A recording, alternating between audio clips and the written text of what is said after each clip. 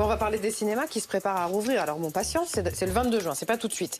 Il y aura évidemment un protocole sanitaire bien particulier. On est dans des salles de cinéma, les uns contre les autres. Qu'est-ce qui va changer pour les spectateurs? Lorraine, tu as pu tester le protocole. Oui, et de ce que j'ai vu, pour les spectateurs, ça ne change pas grand-chose. En tout cas, c'est pas un protocole sanitaire lourd parce que, ok, les mesures sont strictes, mais finalement, ce sont des réflexes qu'on a adoptés tous ces derniers mois. Par exemple, évidemment, là, vous me voyez, je suis au CGR de Nanterre, dans les Hauts-de-Seine. Évidemment, le gel hydroalcoolique à l'entrée. Et premier constat, je ne suis pas masquée, je n'ai pas de masque, car le masque n'est pas obligatoire dans les cinémas. Il est recommandé, bien sûr. Donc on se lave les mains. L'idée, c'est évidemment de se croiser le moins possible pour éviter le hall de gare. Il y a un sens unique. On réserve son billet sur Internet, c'est préférable. Les séances sont décalées pour qu'aucune ne commence quand elles se terminent. Oui, j'ai moi. Le popcorn. Ah, les popcorn. Ah oui, on me voit pas passer, mais oui, bien sûr, évidemment.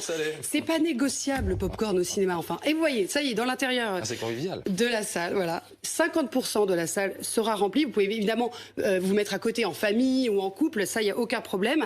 Mais vous devez laisser un siège à gauche et un siège à droite pour éviter évidemment les rassemblements. Le but, c'est très strict, mais le but, c'est rassurer le public, lui donner envie de retourner au cinéma sans stress. C'est ce que m'a expliqué le directeur général de CGR.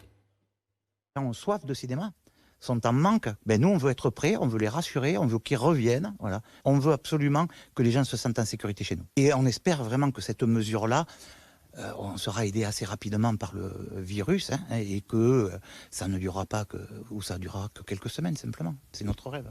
Évidemment, c'est ce qu'espèrent tous les exploitants de salles, que ces mesures, ce protocole sanitaire s'allège un petit peu au fil des semaines, parce que c'est vrai que 50% de taux d'occupation dans la salle, c'est peu. Alors j'ai croisé un autre spectateur au moment de ma visite, voilà, qui lui me disait que... Oui, voilà, il était en rencontre.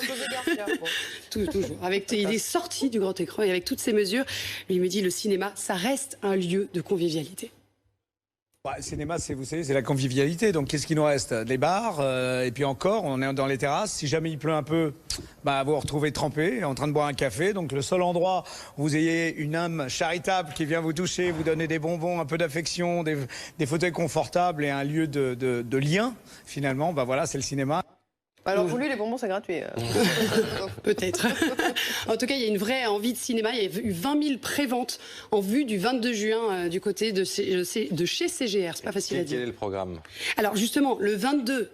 On pensait qu'il n'y aurait pas grand-chose. Et bien non, c'est l'avalanche de films. J'ai compté, il y a plus de 30 films qui vont sortir le 22. Évidemment, les reprises des films qui étaient sortis juste avant le confinement, De Gaulle, La Bonne Épouse. Il y a quelques nouveautés aussi. Et pour les grosses sorties de l'été, il faudra attendre le 8 juillet. Tout simplement Noir de Jean-Pascal Zadi. C'est un comédie avec un casting incroyable. Vous voyez, Éric Judor et Fary.